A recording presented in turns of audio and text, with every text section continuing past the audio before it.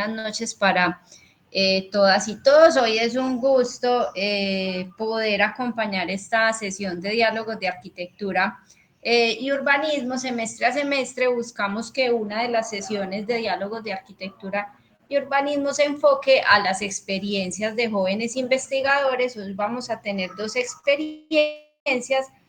La primera, resultado de un ejercicio de investigación formativa, pues a la luz de los cursos de investigación formativa, pasando por metodología de la investigación, por anteproyecto, diseño metodológico, este sí se fue de anteproyecto a trabajo de grado y ver el resultado pues de estos ejercicios.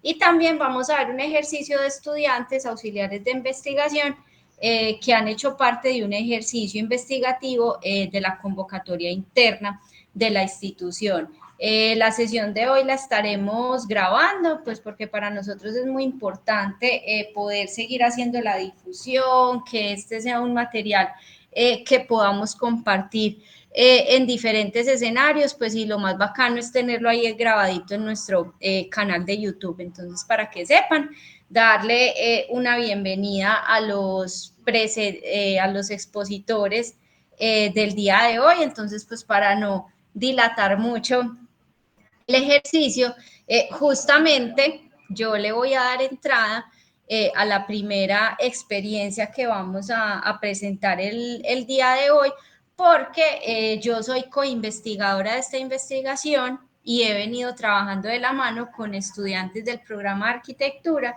del noveno semestre ya con una amplia trayectoria en los grupos de estudio del semillero de investigación. Entonces, no sé, Lupe, si proyectamos la presentación y comenzamos nuestra conversación. Listo. Gracias. ¿Me confirman, por favor, si se están viendo? Sí. Está sí, cargando. En el caso mío, yo ya veo la pantalla. Perfecto, sí. Yo tengo un poquito lento el internet, entonces voy a apagar mi cámara para que me puedan seguir. Entonces, este ejercicio de investigación que vamos a presentar el día de hoy, yo voy a pasar rápidamente por asuntos del equipo de trabajo, asuntos metodológicos, pero porque la intención de hoy es que Guadalupe, Adriana, Sara y Manuela puedan contar su experiencia al interior de esta investigación como auxiliares de investigación. El proyecto se llama Diagnóstico de la oferta turística accesible en el barrio Laureles en Medellín, según la metodología de destinos turísticos inteligentes. Entonces uno de entrada dirá, ay, pero ¿y esto qué tiene que ver con la arquitectura y cómo se les ocurrió? Esta investigación hace parte de la convocatoria institucional de proyectos de investigación científica, desarrollo tecnológico de investigación del año 2021 y fue una invitación que nos hizo la Facultad de Administración, específicamente la profesora Tatiana Muñoz del programa de Administración de Empresas Turísticas. Entonces ella nos hace la invitación al programa de arquitectura, donde nos dice, bueno, vamos a hacer ese diagnóstico de la oferta turística accesible y pues ese diagnóstico de esa oferta turística accesible se hace también desde unos diagnósticos de accesibilidad física que pues nos hemos dado cuenta o que pues como ya lo sabemos el tema de la accesibilidad universal es un tema que nos cobija a todos. Ha sido un ejercicio muy bonito porque ha sido en conjunto con la facultad y que además de las auxiliares de investigación que ya les mencioné, el grupo de estudio, de los grupos de estudio del semillero A+D, también hemos tenido la oportunidad de trabajar con Carolina Higuita, que es una estudiante próxima a graduarse también de Administración de Empresas Turísticas y también con un estudiante de la especialización en planeación urbana. Entonces ha sido una experiencia bien interesante porque también nos abre esa perspectiva alrededor del tema de la accesibilidad universal. Siguiente. Bueno, entonces, ¿de dónde parte la investigación? La investigación parte de entender a Medellín, la ciudad pues que habitamos, como un destino turístico muy significativo al día de hoy, pero entonces a partir de unos ejercicios que se han hecho, especialmente pues de entender el tema de Segitur, de todo lo que se viene haciendo desde el sector turismo, es un asunto pues muy importante para Medellín entender ese tema de la oferta accesible. Pasemos a la otra.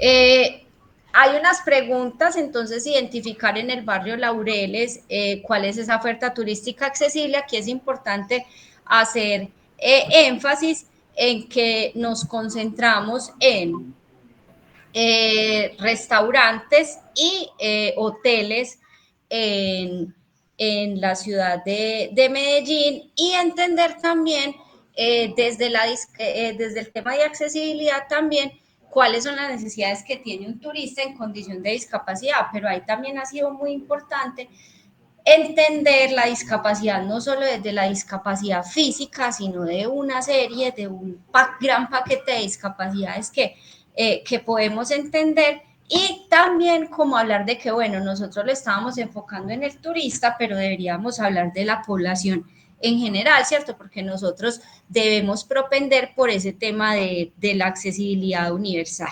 Y también la investigación se está enfocando, pues hablando de que estamos asociados con la Facultad de Administración y es entender cómo los empresarios que ofertan estos servicios de gastronomía y estos servicios de hotelería están preparados para prestar ese servicio orientado a la atención de las personas con discapacidad. Siguiente.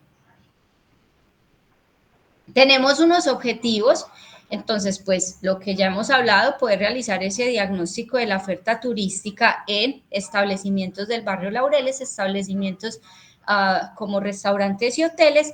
Entonces, en esos específicos, pues hay unas experticias, ¿cierto? Cómo clasificamos esas necesidades que tiene el turista en relación con sus condiciones diversas, identificar las condiciones locativas y digitales del barrio Laureles. Ahí es muy importante porque ahí es donde entra el equipo de arquitectura a realizar este diagnóstico. Ahí hablamos de temas digitales porque también se habla que tenemos que pensar en un tema de accesibilidad digital, ¿cierto? Cómo están las páginas web, cómo está el Instagram para todas estas personas que también pues quieren acceder a estos servicios y, como se los decía, determinar esas capacidades que tienen los empresarios para prestar ese servicio orientado. Siguiente. No me voy a detener en el marco teórico, pero pues tener en cuenta unos elementos, unos conceptos importantes, el tema del destino turístico inteligente, que entendemos por turismo accesible, que empezamos a entender por discapacidad, por accesibilidad física y accesibilidad digital.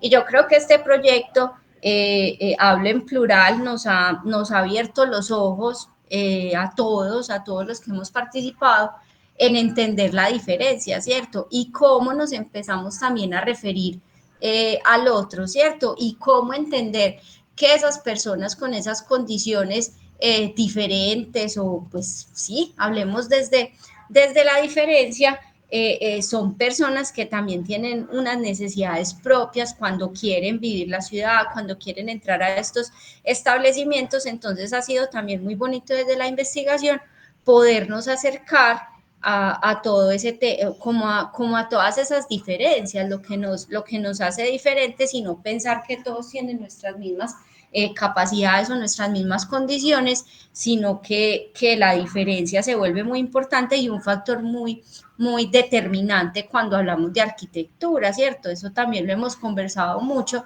de que si nosotros somos los que estamos diseñando espacios para propender por mejorar la calidad de vida y dar bienestar, pues no podemos perder de vista el tema de accesibilidad en nuestros ejercicios. Siguiente. Entonces acá vemos pues como esa nube de palabras donde empezamos a identificar esas condiciones de discapacidad de las que hablábamos. Entonces no es solo tener una discapacidad física, usar una silla de ruedas, usar unas muletas, también es hablar de la sordoceguera, de discapacidad visual, discapacidades psicosociales, intelectuales, auditivas o también la talla baja. Entonces, vuelvo e insisto, cómo ponemos en nuestro radar esa idea de la diferencia. Siguiente. ¿Cómo hemos venido trabajando?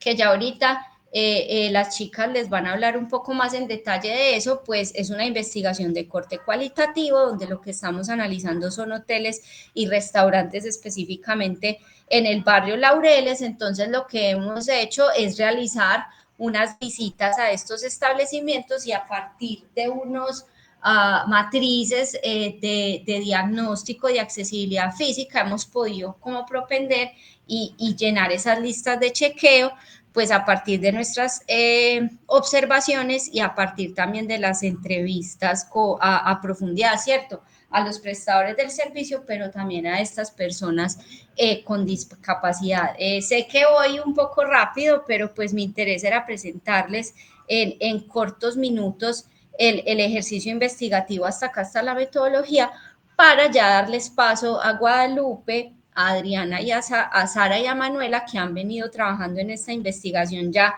más o menos desde el año pasado y que creo que nos ha movido muchísimo las fibras. Entonces, les doy el paso a estas investigadoras consagradas para que nos cuenten un poquito de esa experiencia.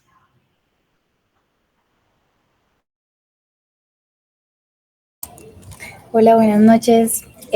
Como primera instancia, ya después de todo lo que nos explicó Nati, nosotros empezamos a hacer como unas fichas de investigación, mostrando los resultados que han tenido como esos restaurantes a los que fuimos. Vamos a empezar primero con los restaurantes y después con los hoteles. Como primera instancia, investigamos como cuál es el acceso principal de ese entorno inmediato, cómo es acceder a ese lugar, a ese espacio.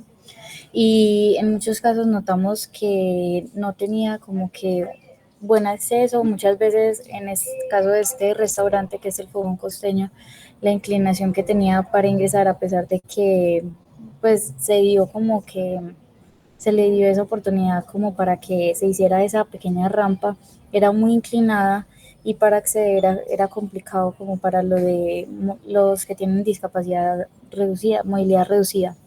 En las circulaciones interiores se presentaba que pues había buena circulación, pero muchas veces había que correr mesas, había que correr sillas, por lo que personas, por ejemplo, en silla de ruedas no pueden acceder a estos espacios, algunos espacios incluso.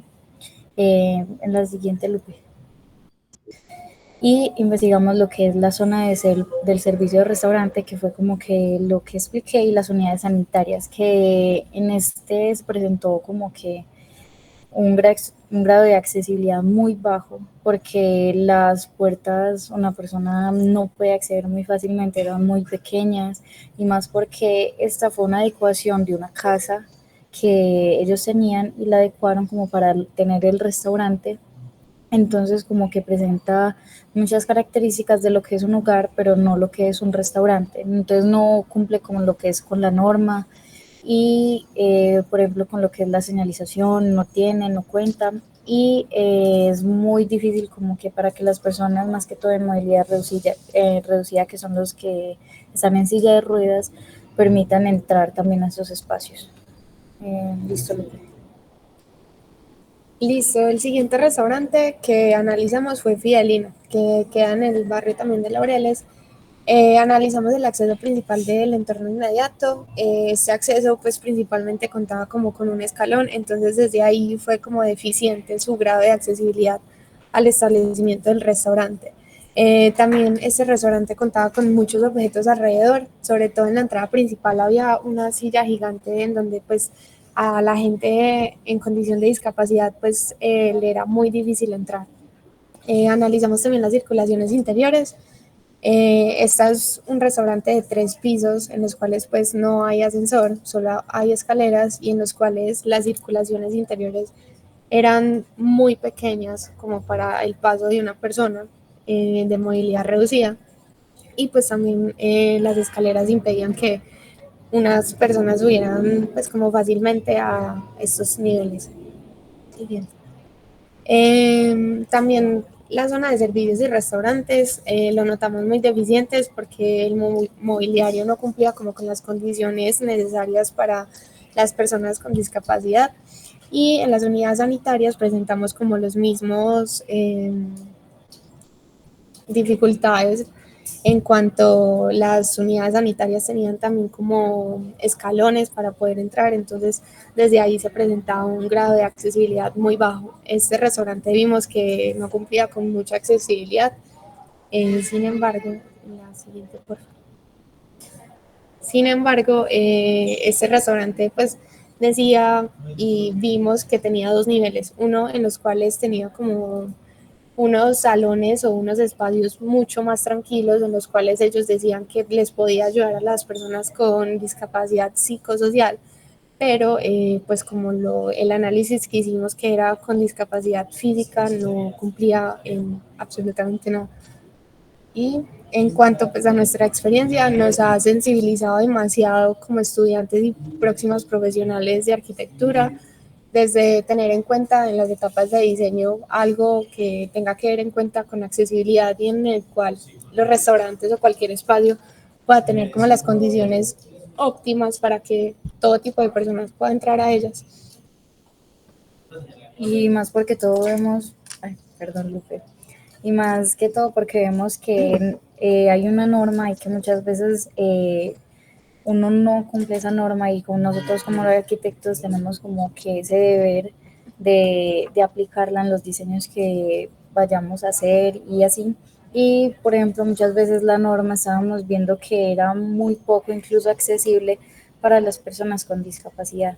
Entonces eso nos pone a cuestionar que pues esa norma qué tan inclusiva es con todas estas personas. Listo. Bueno, en cuanto al tema de los hoteles, nosotras hicimos un registro, pues antes de llegar mirábamos como qué tan accesible era el lugar, y de acuerdo a eso también íbamos marcando como en el criterio del acceso principal, las circulaciones, las habitaciones y las zonas sanitarias. Eh, pues creo que es importante, no sé, mencionar que pues hicimos el recorrido con una compañera que ya tiene una discapacidad visual. Entonces esto nos permitió como eh, ponernos en el lugar antes, pues como para iniciar este recorrido. Entonces como que sí nos hizo percibir muchas cosas que no notábamos. Entonces, por ejemplo, en cuanto a los hoteles, eh, por ejemplo, cuando llegábamos en este caso, íbamos en la estación del metro y nos encontrábamos con nuestra compañera y hacíamos el desplazamiento. Entonces nos decían, el hotel es muy asequible, que todo, pero al ir con ella nos damos cuenta que era súper complicado como el tema del acceso. Muchas veces en cuanto a la parte del acceso, podía cumplir con unas cosas, pero con el tema de los muebles y eso, hacía que se obstruyera como esos espacios. O sea, podía cumplir, pero con los adornos y eso hacíamos más difícil como el acceso. También temas como, eh, por ejemplo, incluso hasta con tapetes, que uno a veces como que no es muy sensible a esos temas y realmente afectan mucho para las personas que cuentan con movilidad reducida o alguna discapacidad. Eh, en cuanto, pues como mencionan las compañeras a la norma, muchas veces se veía como que sí cumplía, pero al irnos al lugar, sí era como, pues como que sí hay cositas que se pueden ajustar, y también como desde la arquitectura, uno no es muy consciente que hay otro tipo de discapacidades. Por ejemplo, nos dábamos cuenta con el tema del color, que hay personas que son muy sensibles a estos colores fuertes, entonces como que al llegar también los puede afectar el tema de la iluminación. Entonces, continuamos. Si quieres, continúa.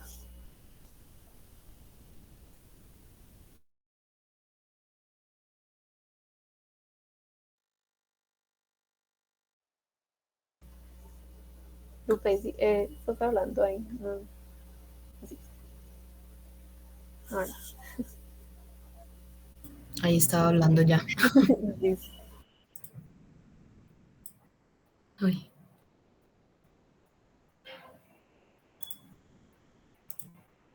Bueno, también pues como desde el ítem de los hoteles, pues había uno de los más importantes y eran esas unidades sanitarias y las habitaciones accesibles. Em, pues este es como el uso que se le hace a ese hotel, entonces notar como varias características ligadas como a estos espacios. Por ejemplo, pues como decía mi compañera, aquí íbamos con la compañera Carolina, con su discapacidad, ella nos hacía dar cuenta como de varias cositas que uno no tiene como muy presentes, y es, por ejemplo, el tema del mobiliario. Cuando el mobiliario empieza pues como a estorbar o a ser como un impedimento a la hora de la circulación, se vuelve como muy, con mucha dificultad el tema de circular en la habitación, de volverse propia pues como en la habitación. Entonces había varios hoteles que generaban pues como la oferta de que podían como volver pues como cambiarle el tema de la distribución, quitarle algunos mobiliarios, habían otros que optaban pues como por empotrar esos mobiliarios y hacía que la gente pues como con discapacidad podían adecuarse mucho mejor al espacio. Había otro tema como desde la altura de las camas, que a veces uno no tiene muy en cuenta, pero eso es muy necesario a la hora de ofrecer pues como esta oferta de accesibilidad.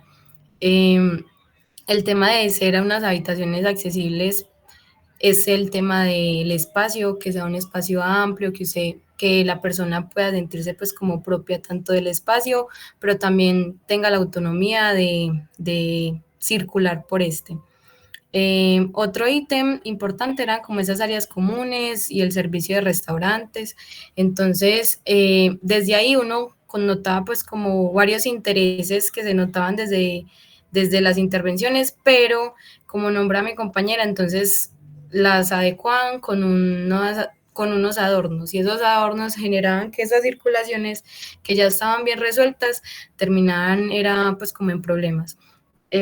También había un tema, y es que a veces esas ofertas de áreas comunes, los lugares como más privilegiados estaban pues como para las personas con accesibilidad, pero en las que no tenían accesibilidad, entonces los lugares que quedaban restantes eran como para ellos, y notábamos como que, bueno, los tienen en cuenta, pero no se generan como esos espacios propios, habitacionales para este tipo de personas. También era muy importante para nosotros entender cómo en qué etapa se construyó o en qué época se construyó el hotel, porque eso también influía en si debían pues como generar esas remodelaciones o si se construyó con respecto a la norma. Ya se notan como varias intenciones, se encuentran pues como las barras de seguridad de los baños, las unidades sanitarias ya están más amplias, ya hay una habitación con más oferta de accesibilidad. Entonces se comprendía que si el hotel se construyó en una época pues como más antigua, cuando ya la norma no se establecía, pues entendía que habían unas dinámicas de tener que remodelar algunas cosas, y habían unos de esos que estaban en etapa de remodelación. Para generar pues como un tema de síntesis y de análisis síntesis, se genera un gráfico de semáforo con el fin de entender cada uno de esos pues cada uno de esos ítems, cómo es medido pues como por los colores. El verde es alto, el naranja es medio y el rojo es bajo. Entonces nos permitía como hacer un análisis un poco más rápido y más como en conclusión de lo que se tenía pues como del espacio y de cada hotel o de cada restaurante. Desde los dos ejercicios se generó pues como esta conclusión. En cuanto a estas conclusiones como generales desde los dos ítems, se nota pues que esta zona no cuenta con una buena accesibilidad en la oferta de restaurantes y hoteles, que sí se está intentando integrar. Sí hemos visto que muchos, tanto hoteles y restaurantes, logran como empezar a integrar esta normativa, pero igual están como en ese proceso de apenas adaptarse como a la norma. Algunos tienen que remodelar, como el caso del restaurante, que es un restaurante que se hace desde una casa, pero sí hay como un interés también por parte de ellos a la hora de nosotros hacer como esas entrevistas y de preguntarle pues como a los dueños encargados de estas, pues como estas locaciones. no hay muy buena circulación interior de los espacios, como que no se tiene muy en cuenta esa mirada pues de discapacidad que hemos venido nosotros notando y esforzándonos pues como para analizarlo. Y no se hace buen cumplimiento de la norma, y esto va más que todo como a esos casos de o son edificaciones muy antiguas o son edificaciones que se acoplan a ese uso, que no son construidas para ese uso, o hay algunas que simplemente se construyeron antes. También pues era como importante entender esas capacidades que tienen esos empresarios como para prestar ese servicio pues orientado a la atención de estas personas con discapacidad.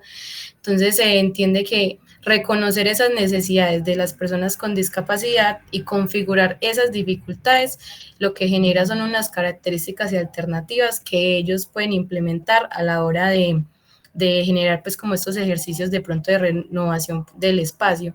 Era muy común, ellos cuando uno iba pues a los lugares era muy común que ellos se sintieran pues como agobiados de entender todas las diferentes discapacidades, pero también se entendía un interés por empezarlo a implementar. Entonces, desde la oferta, desde los empresarios, se entiende que hay como mucho campo que quieren pues como empezar a experimentar y a implementar. Y también hay un tema desde el lenguaje inclusivo que, pues que, no sé, creemos que gracias a esta generación se empieza como a tomar este ítem y, y pues es como unas oportunidades que también tienen desde el tema empresarial y desde el turismo inteligente. Una serie de referentes y bibliografía. Y gracias.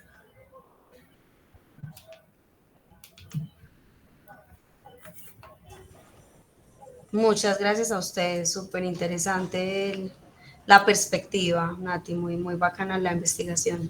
Sí, igual es muy rápido como lo presentamos, pero hay mucho tela para cortar con este tema, y yo creo que nos ha tocado muchísimo las fibras, y nos ha llevado, como les decía al principio, entender esa diferencia, y las chicas también, pues yo no se los había contado al inicio, tuvimos la oportunidad de trabajar con Caro, que Caro es ciega, entonces que ella nos cuente toda su experiencia también ha sido pues muy enriquecedor en el ejercicio. Todavía tenemos cositas pendientes por hacer, es un ejercicio investigativo que va avanzando. No sé si aprovechamos, aquí veo que en el Padlet hay unas preguntas, no sé si aprovechamos y las resolvemos. Sí, yo creo que está bien porque el tema pues está pues sobre la mesa, entonces se pueden abordar de una vez. Bueno, hay dos preguntas. La primera es, ustedes mencionaron la importancia de la altura de las camas en hoteles. ¿Cuál es esa altura adecuada? Y hay otra, dice, ¿existe una norma desde la accesibilidad que indique los mecanismos a implementar para fortalecer las problemáticas en establecimientos turísticos como hoteles y restaurantes nacionales e internacionales? No sé si las chicas quieren responder, si están...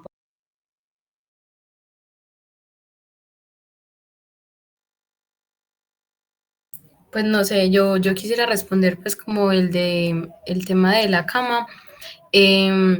A veces es como el tema del colchón, pues como que el colchón es doble o king, entonces eso genera pues como una altura. De por sí la base funciona muy bien, pero entonces empiezan a ponerle ese colchón como todo ostentoso, todo grande, y eso genera como dificultad para las personas de silla de ruedas de pronto pasar de la silla de ruedas hacia la cama. Pero en sí como medida no, pero es más como ese tema del colchón de por sí.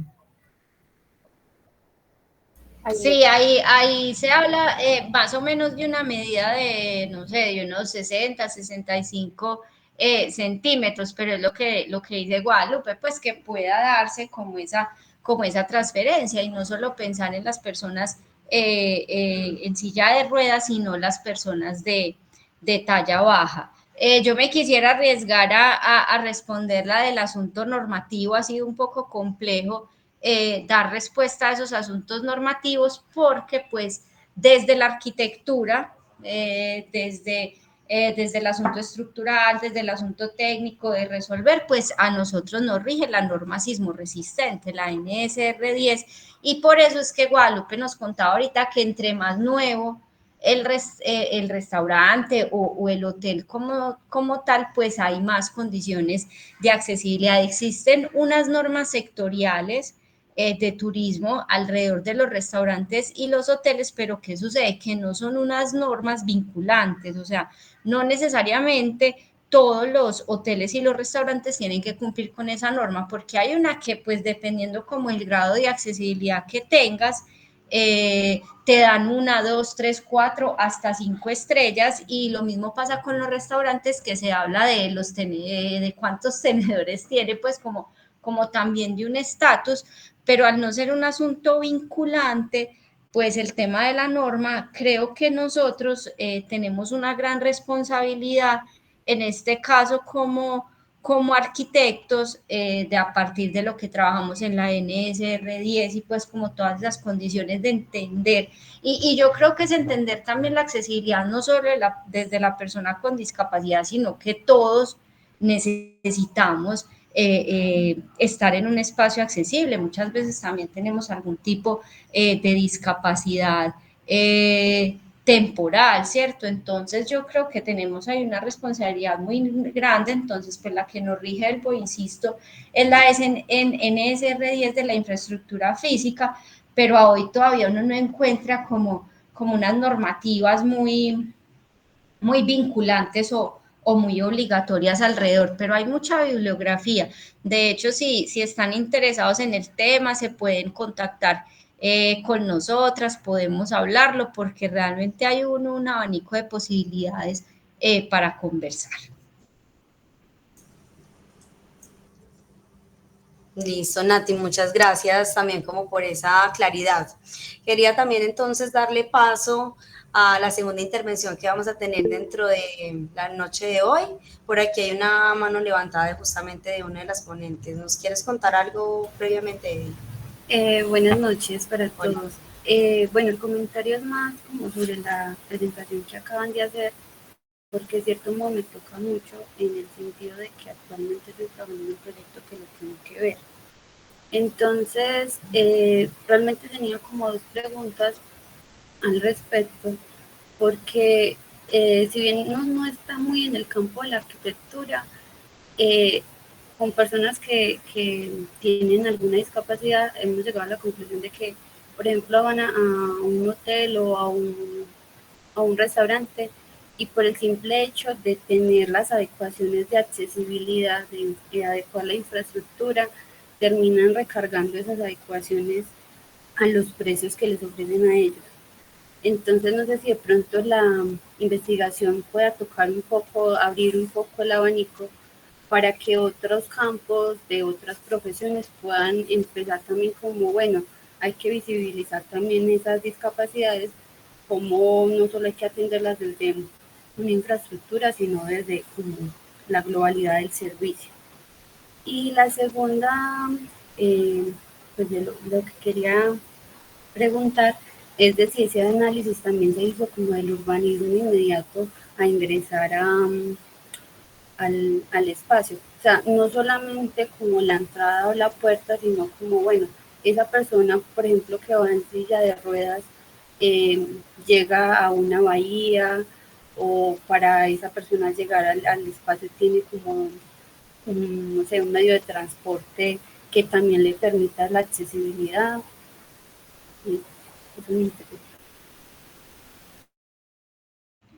Me sorprende y creo que a las chicas también el hecho de que se les esté cargando a las personas con discapacidad esos costos. De hecho, los hoteles y los restaurantes que hemos visitado, siempre se habla, y creo que es un discurso muy igualitario, y es que a todas las personas se tratan por igual. Entonces, el hecho de que tú tengas una condición de discapacidad, eso no quiere decir que te van a cobrar más por el servicio de la comida o por la habitación. Eso me inquieta un poco, no sé si sucedió aquí, sería bueno pues como saberlo, pero realmente pues hay un trato igualitario, porque de hecho las personas con discapacidad lo que quieren es sentirse como los demás, o sea, que están incluidos, que pueden circular, que pueden ir y venir. Entonces me deja una inquietud y que podemos hablar posteriormente. Y la segunda, nosotros nos concentramos específicamente en la llegada al restaurante, pero revisión que hemos hecho, si hay unos lineamientos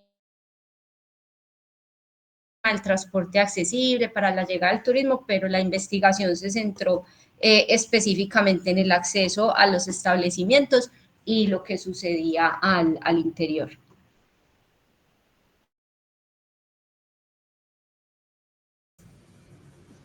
Perfecto, no sé si haya como alguna otra pregunta o otra claridad me hacen señitas. Listo. Entonces les venía comentando que la segunda intervención va a estar a cargo de egresados del Colegio Mayor.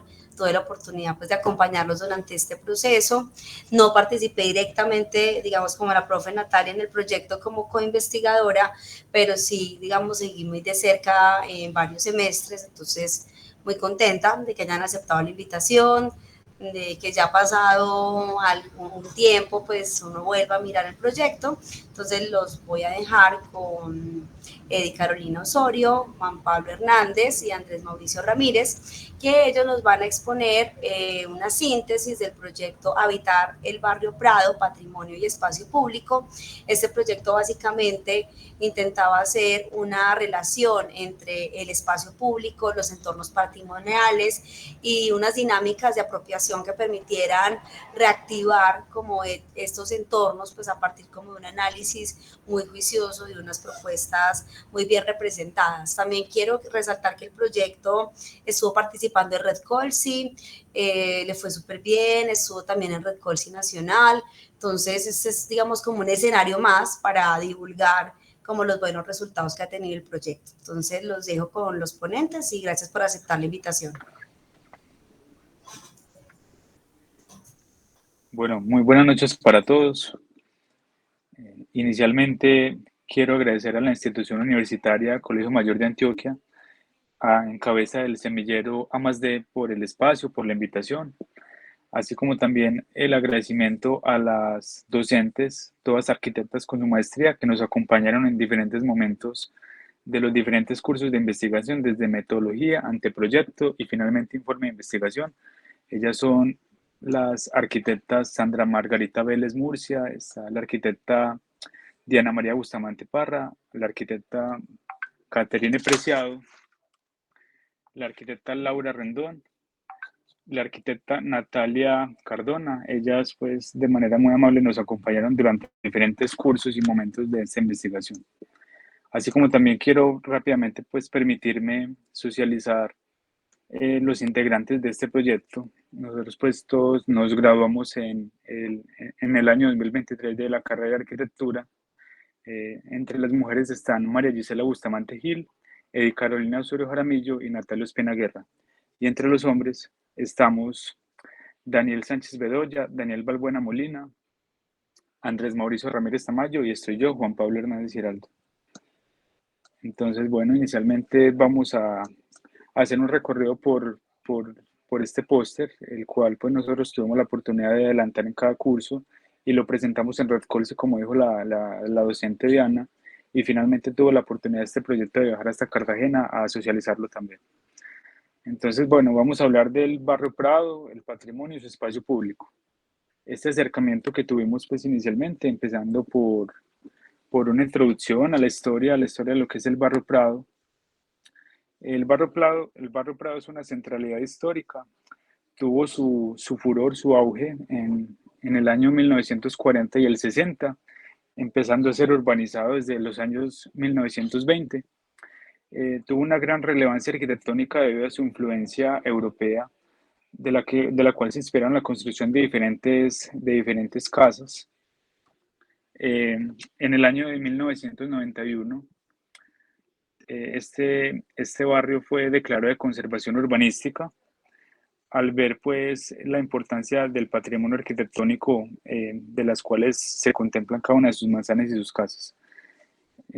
Retomando pues en el año de 1960, este proyecto tuvo una gran relevancia y furor hasta llegar al año de 1970, cuando se hizo el trazado de construcción de la Avenida Oriental. Muchas de estas familias pues numerosas con un alto poder adquisitivo pues iban migrando, los núcleos familiares iban reduciéndose.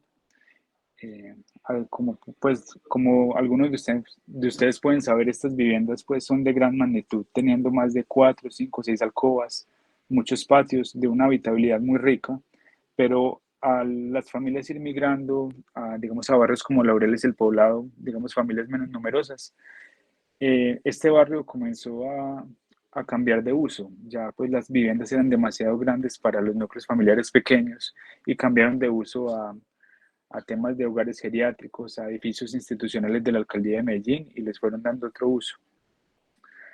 Bueno, vamos entonces, aquí se va viendo, digamos, parte de lo que podríamos llamar un problema a las familias migrar. Las viviendas cambian de uso, los horarios en que utilizan las viviendas son distintos. Parte de su topografía, hay que decirlo, no es plana, es inclinada, entonces eso también es un factor para de pronto que no lo estén circulando tanto. Y finalmente, pues el barrio, al tener un cambio de uso, las personas no lo circulan tanto, y ahí es donde comienza a tener un inconveniente en que va cayendo en un deterioro al no tener las viviendas de mantenimiento y al no haber esa habitabilidad tan marcada como lo hubo en años anteriores. Pues el barrio con el cambio de uso ha tenido algunas falencias. Podemos de pronto, Andrés, hacer zoom de pronto un poco en los objetivos de esta investigación, que va pues muy enmarcada a unas propuestas que desde el espacio público se busca fomentar la habitabilidad. Por eso el objetivo principal es plantear unas estrategias urbanas que busquen fomentar esa reactivación social desde unos objetivos específicos, en los cuales pues hicimos cada uno de los acompañamientos y las visitas pertinentes, como el diagnóstico, que es muy importante para ver el espacio público en sus diferentes factores como la movilidad, el estado de sus andenes, el estado de sus zonas verdes, el diagnóstico pues de las casas patrimoniales importantes en la carrera 50, que es Palacé, desde visualizar y también acompañar, ver cómo esos sitios públicos y esas edificaciones, cuáles se conservan, cuáles han cambiado de uso, de recorrer el barrio, hacer algunas entrevistas a personas que lo circulan y a personas pues que aún viven allá o son personas que eventualmente pues trabajan únicamente allá.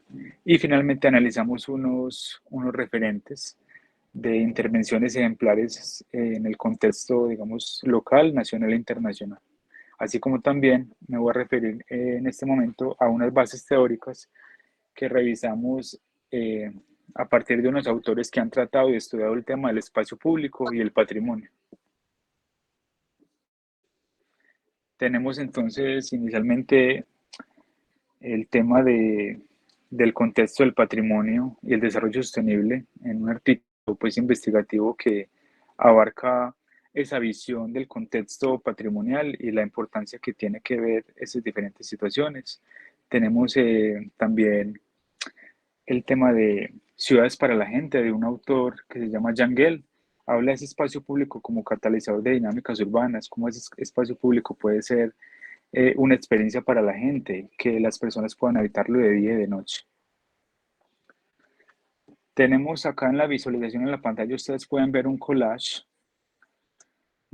que muestra un recorrido que nosotros hicimos en la carrera 50 Palacé, costado derecho e izquierdo, donde analizamos las diferentes características arquitectónicas de los inmuebles patrimoniales más representativos por cada manzana, destacando características arquitectónicas como forjas en acero, los diferentes ornamentos, molduras, los tímpanos, las forjas, el material en cristal, las cúpulas. pues destacando precisamente si tenemos un barrio con mucho potencial en el tema arquitectónico patrimonial, cómo desde el espacio público podemos enfocar estrategias que nos ayuden a visualizarlo, a verlo. Por eso tenemos que identificar qué es importante observar para luego ver cómo lo vamos a realizar. Antes de darle paso a mis compañeros, voy a cerrar acá con unas metodologías de investigación que tratamos, analizando pues bases de datos históricas, científicas, a partir de un marco referencial, marco teórico. Como lo dije, hicimos algunas visitas a los diferentes equipamientos, hicimos unos recorridos, hicimos entrevistas que ya Andrés nos va a hablar un poco más. Y el estudio de casos que pues estudiamos algunos referentes en el contexto nacional como Mompox, la barra de Mompox, cómo logra desde el componente urbano modificar y hacer un trazado del espacio público que permita que permita transitar y ver no solo el río, sino los diferentes equipamientos patrimoniales y las iglesias. Y también analizamos el REMAC, ese corredor peatonal en el Perú, que logró establecer espacios públicos con inclusividad y que no solamente logra un mayor apropiamiento de los ciudadanos en el espacio público, sino que aprecian efectivamente las edificaciones.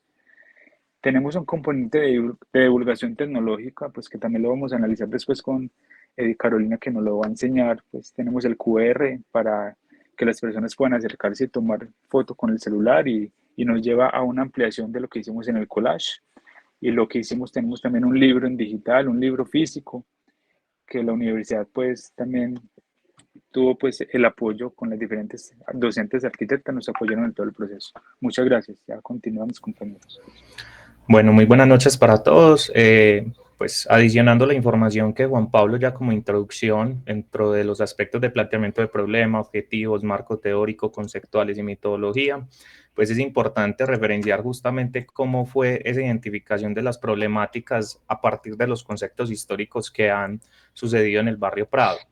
Eso entonces nos lleva pues como a una construcción de una línea del tiempo, identificando cada una de esas dinámicas que de alguna u otra forma han impactado los procesos y las diferentes dinámicas de crecimiento o decrecimiento de lo que es el concepto del barrio Prado. Empezamos entonces desde sus inicios en 1926, la construcción del barrio Prado, como lo menciona Juan Pablo, pues llega a partir de unos conceptos arquitectónicos europeos, donde encontramos diferentes ornamentos, diferentes aspectos arquitectónicos relevantes dentro del proceso de construcción. Y justamente es cuando de manera inmediata relacionamos la construcción de la Avenida Oriental. Porque entonces identificamos dentro de esos aspectos históricos y línea de tiempo la construcción de la Avenida Oriental entre 1970 y 1979, y es que justamente es la Avenida Oriental, aunque es uno de los grandes ejes viales que en estos momentos favorecen, digamos, todo ese territorio como es la comuna de La Candelaria, identificamos una relación inmediata con una fractura dentro de los comportamientos o dinámicas sociales del barrio Prado. Entonces, es justamente como el punto de quiebre donde el barrio Prado, por la construcción de esta vía principal, toma unas dinámicas, vuelvo y valga la redundancia, diferentes a lo que anteriormente existía del barrio Prado.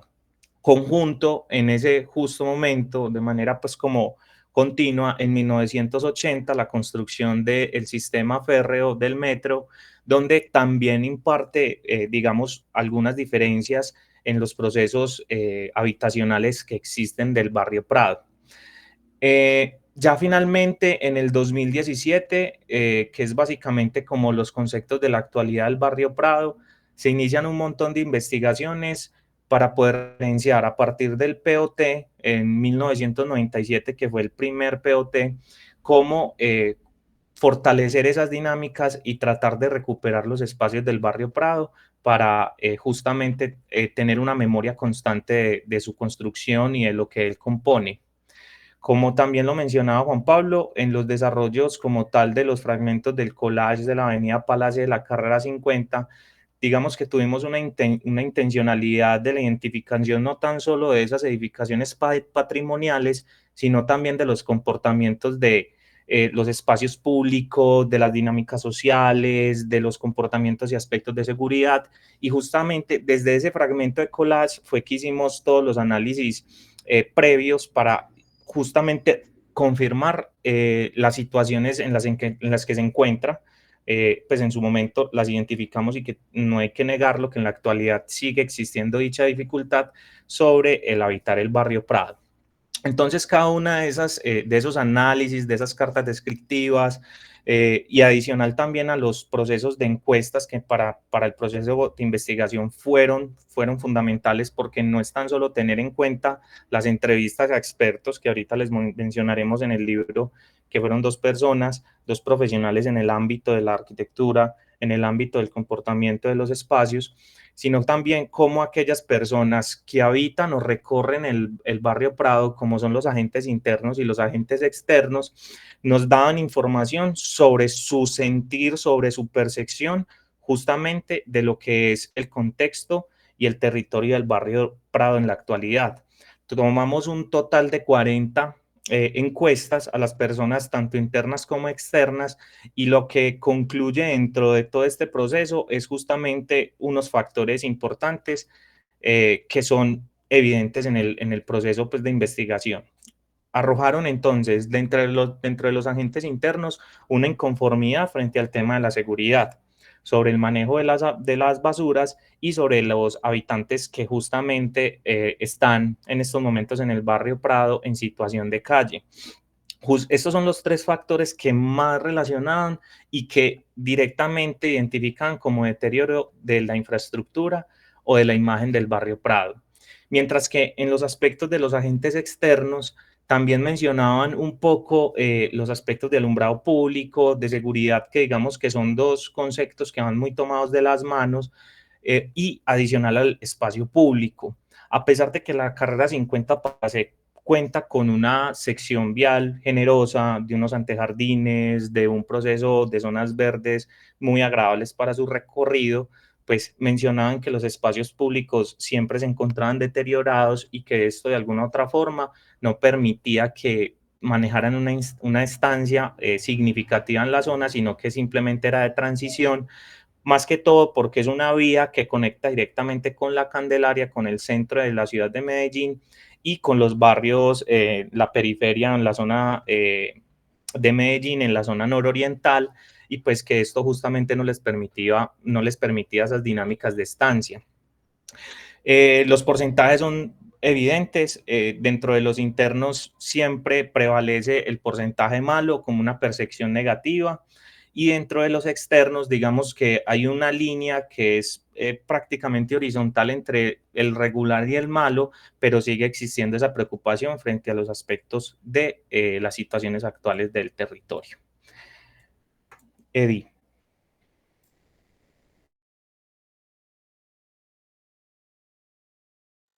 Caro. No nos escucha. Hola, hola. Ahí Ahora ya. sí me escuchan. Dale. Bueno, acá continuando pues como en ese ejercicio que hicimos de identificar todos los aspectos que tenía la carrera 50 Palacé, entonces también entramos a hacer unos análisis como en mapas. Entonces identificábamos la cantidad de bienes de interés cultural, o en este caso patrimonio, que hay en la zona, las zonas verdes o todos los espacios recreacionales que hay también sobre este corredor, y la infraestructura vial existente.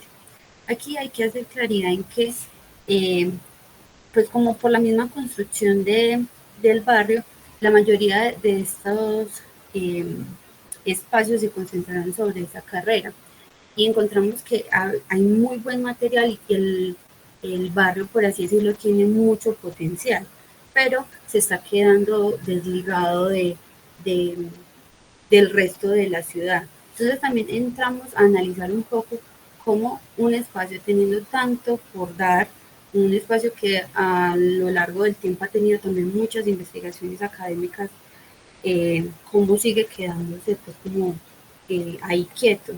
Entonces ahí fue donde empezamos a analizar también cómo el urbanismo, cómo ese enlace inmediato con la comunidad, cómo ¿qué estaba pasando ahí?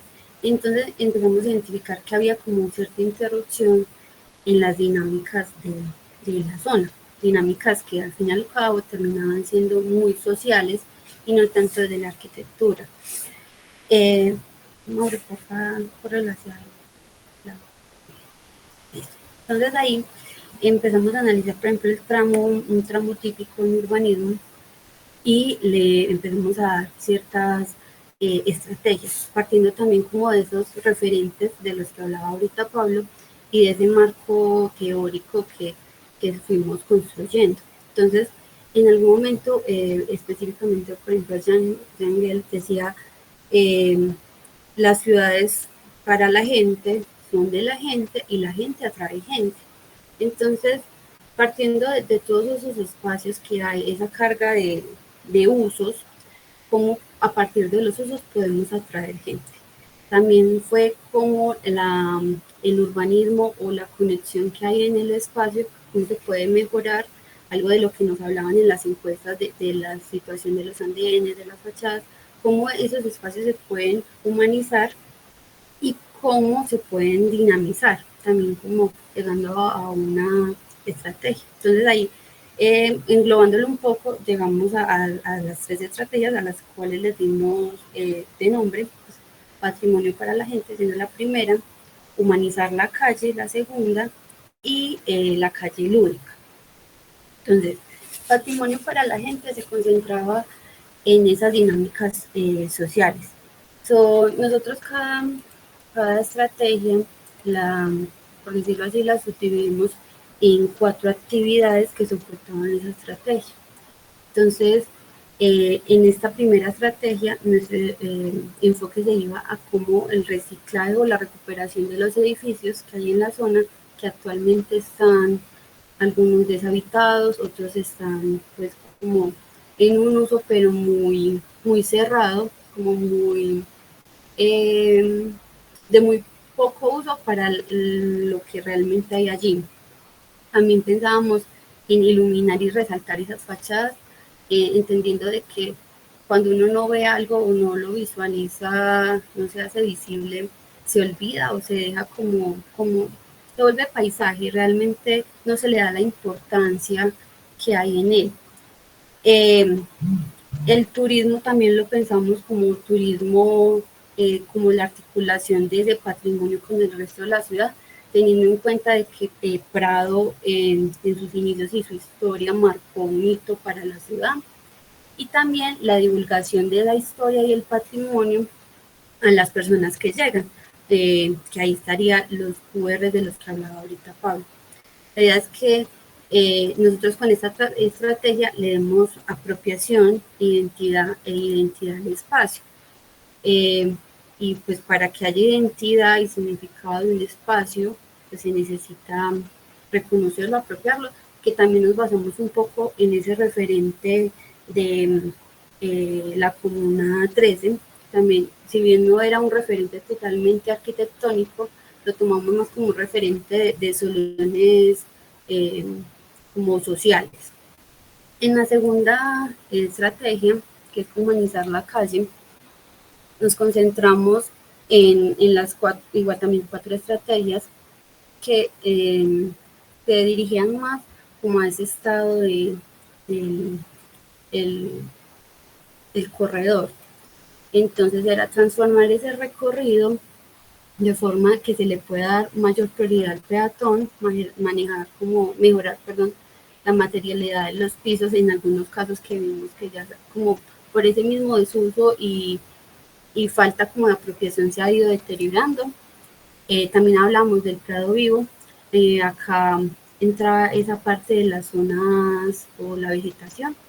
Hay que hacer también aquí claridad que dentro de ese insumo que encontramos de identificar el barrio también hay árboles patrimoniales en la zona, árboles que por la misma norma requieren un tratamiento específico y que estos elementos versus, por ejemplo, también la iluminación, para algunas personas en las encuestas decían es que ese árbol tan grande tapa a los habitantes de calle de la zona, entonces yo ya no puedo pasar por ahí porque me da miedo, o es muy oscuro, me tapa la lámpara. Entonces, como también dejaba como en cuestionamiento cómo la normativa está condicionando el espacio para conservarlo o cómo se puede flexibilizar para que se pueda dar usos y mantener el espacio activo. También hablábamos del zócalo activo, encontramos mucho comercio, pero digo, estaba muy encerrado, entonces cómo abrir ese zócalo, abrirlo como con el urbanismo inmediato para que llegue más gente o se creen pues dinámicas en la zona y los escenarios de encuentro, que en cierto modo serían pues como soporte de esos mismos usos. Y la última estrategia, que pues realmente todas están muy relacionadas, es la calle lúdica. En ella hablábamos de enlazar con intervenciones urbanas realmente el tejido que hay en la zona. Entonces hablamos de ese tejido entre el inmueble patrimonial y la calle, ya sea por estrategias de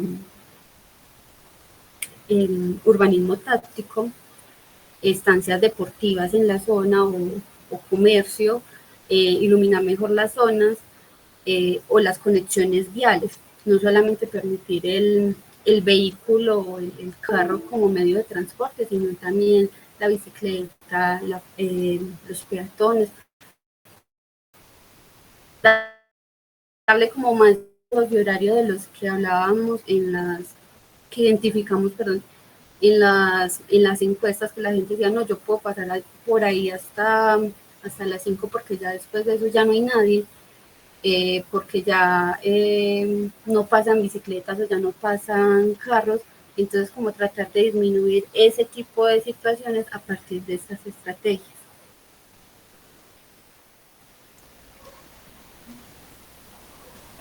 Bueno, tratando de sopesar entonces también y adicionar a los conceptos de las propuestas de intervención, cada una de las estrategias también voy a hacer un poquito, ahí voy a responder, pues si me lo permiten las profes y los presentes.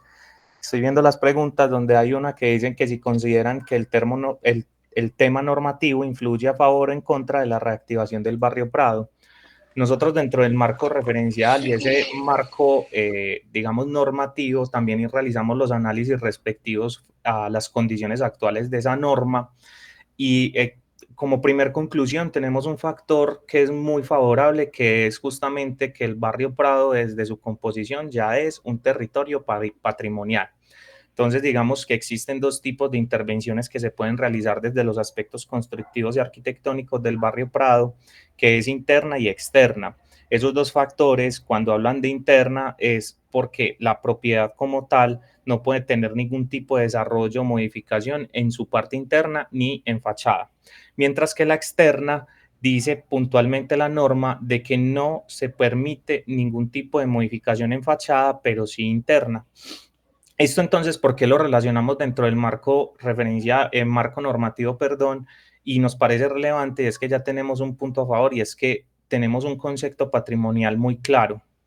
Y yendo dentro de la norma también, desde esa composición de la sección vial, de los comportamientos justamente externos a lo que son las edificaciones, pues se han desarrollado varios proyectos de intervención en el territorio y por eso justamente actualmente tenemos unas zonas viales amplias que de alguna otra forma, teniendo presente que es una sección vial, hablando como de ese medio de transporte vehicular bastante generosa y lo que dentro de nuestras estrategias es no eliminarlo porque igual es una vía arteria que vincula directamente con la zona de la Candelaria, pues tratamos de apropiar más el territorio a lo que es el peatón para generar esas estancias que Di Carolina les acaba de mencionar.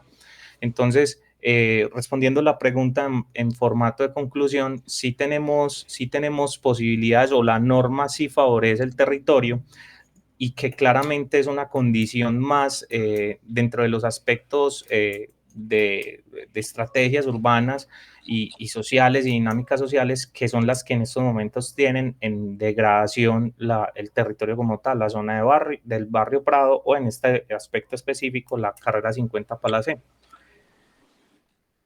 Juanpa.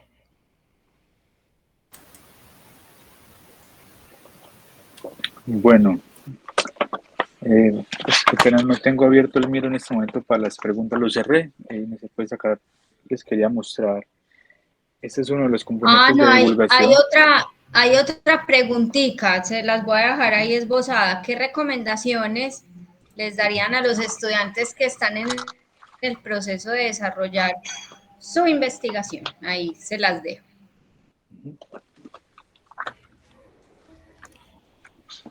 Bueno, para nosotros fue vital, digamos, pues digamos en dos sentidos. Uno, ese es visitar, pues realizar visita es muy importante porque uno va a entender pues las dinámicas del ruido, de la gente, de quién habita en la tarde, de quién habita en la mañana, cómo es eventualmente en la noche.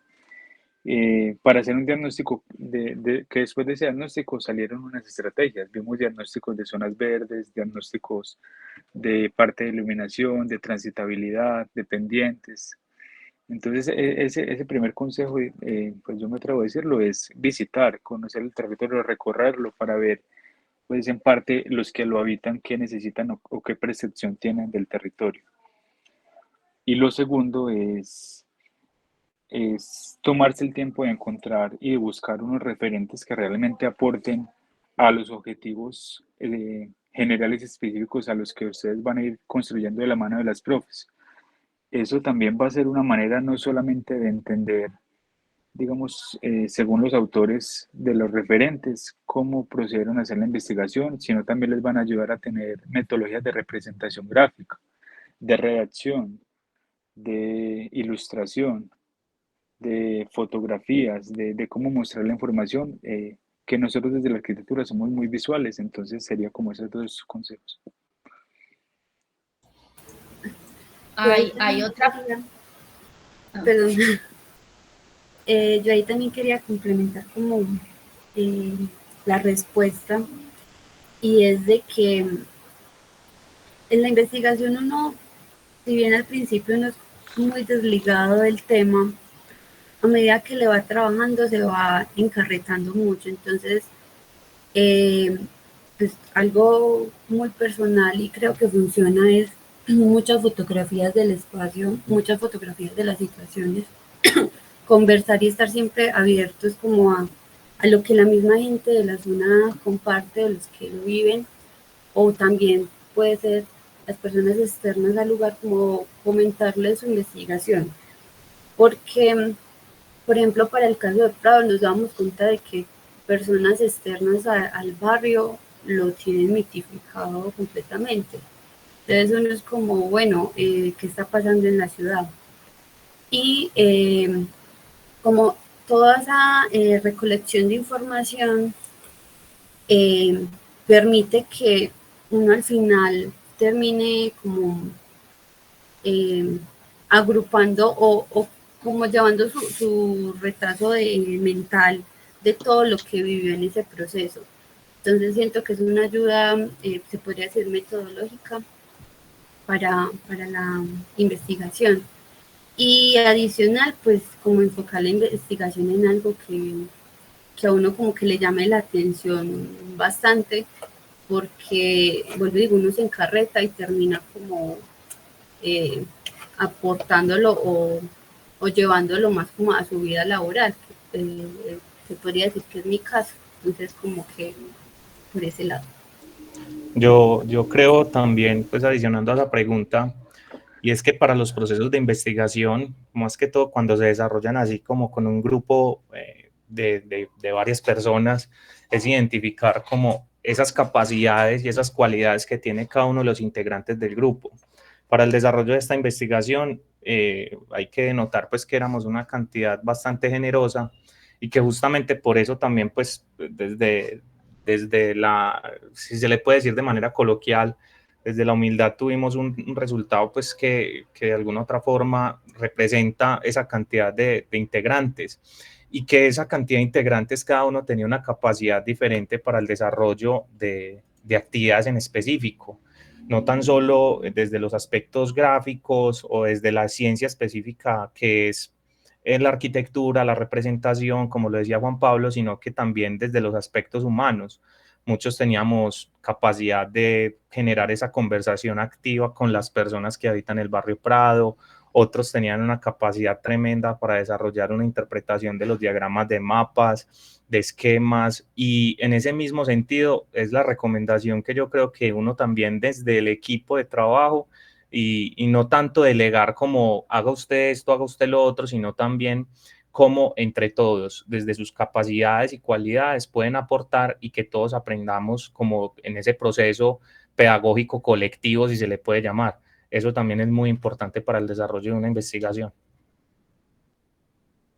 Muchas gracias. Yo creo que todos esos aportes como que nos dan como unas líneas muy claras y pues a todos los que nos están escuchando también, porque finalmente son como casos de éxito, como que uno dice, bueno, a mí me sirvió esto y se puede como replicar. Había una última pregunta aquí en el tablero relacionada un poquito con algo que venía mencionando sobre lo normativo, y es, ¿qué opinan sobre la rigidez de la normativa de los edificios o barrios patrimoniales con respecto al posible deterioro que esta causa en los mismos? Ahora Andrés mencionaba algo sobre qué tipo como de actuaciones se podrían hacer o no. De pronto, ¿ustedes qué piensan? ¿Esto aporta como a ese deterioro o la genera también? Se podría decir que ahí la norma es un arma de doble filo, porque o sea, hay ciertas actuaciones que la norma permite y se pueden dar en la zona y van a facilitar como esa conservación del espacio. Y hay otras intervenciones que, por ejemplo, para un comerciante o un propietario menor, las tienden a ver como una dificultad, que sería como, bueno, yo no le puedo dar un uso, cambiar la fachada, pero porque la norma me lo dice, pero en cierto modo es también como ese mismo desconocimiento de esa identidad o lo que, el valor que hay del inmueble, porque siendo algo pues como de tanta carga, se podría aprovechar y como pasa por ejemplo en Monpós, que es que ese atractivo turístico, ese atractivo comercial es el mismo patrimonio. Entonces es como, diría yo que ahí la norma funciona como en doble vía y también va a depender mucho de como el conocimiento y la apropiación que tenga el propietario del inmueble.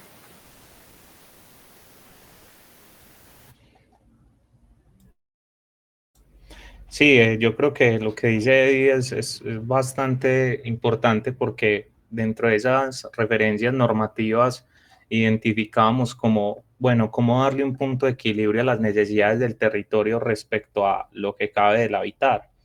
Entonces era como permitir, o sea, eran preguntas que nos hacíamos de manera interna y era, permitimos entonces que se desarrollen proyectos para justamente motivar esa habitabilidad en el territorio, pero entonces estamos perdiendo una composición de ornamentos, una composición arquitectónica y de memoria bastante significativa en el territorio. Entonces era como, bueno, ¿cuál es el punto de equilibrio? Y justamente analizábamos, como lo están observando en cada una de las fichas de observación y bueno, la presentación, porque este es el resultado final del desarrollo de la investigación, y era que justamente sí es relevante tener esos aspectos de la normativa, pero flexibilizando entonces también las necesidades del territorio para poder fomentar y fortalecer esos recorridos, esas transiciones y estancias que requiere como tal el barrio Prado.